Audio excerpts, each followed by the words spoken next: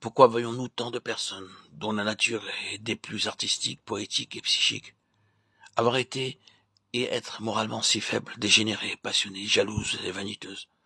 Pourquoi les dictateurs, dont le moi éclipse toute autre chose, sont-ils si impies, osant braver Dieu?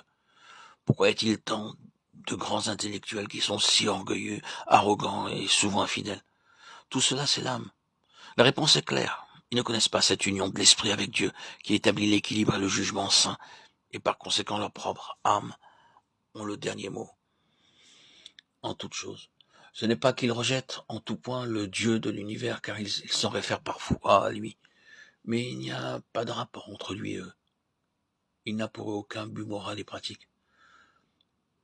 Nous avons cherché à montrer que l'âme, en tant que servante et non maîtresse, peut et devrait être très féconde et utile, en relation avec un organe supérieur. Ainsi, lorsque nous disons de certaines personnes qu'elles sont psychiques, nous exprimons simplement le fait que l'âme domine et non que l'âme est coupable ou nécessairement mauvaise. L'ordre divin est toujours une loi de plénitude divine.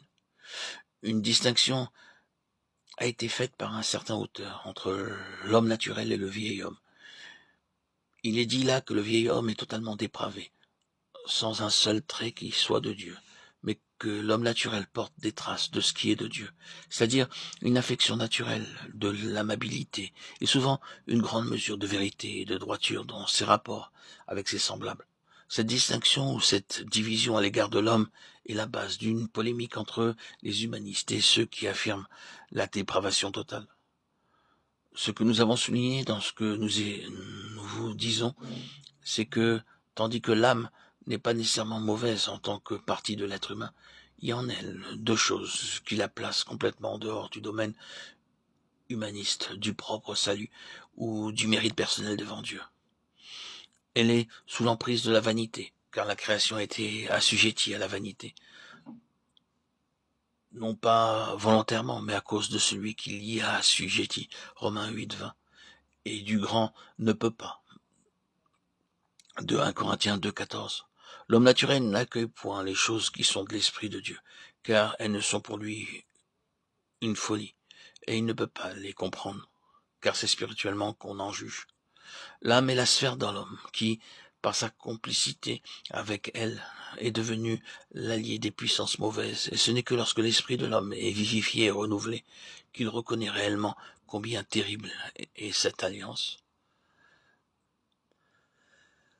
Nous aimerions en même temps rappeler que l'âme est une servante très responsable. En effet, l'ego humain, le moi, en tant que vie personnelle et raisonnable, doit rendre compte à Dieu de sa soumission, de sa propre gloire, du fait qu'elle aura répudié sa propre vie, ou bien qu'elle se sera exaltée, affirmée elle-même, au-delà de sa demeure et de son propre domaine. C'est pourquoi l'âme qui pêche, c'est celle qui mourra. Ézéchiel 18:4. C'est la loi de Dieu, et elle demeure.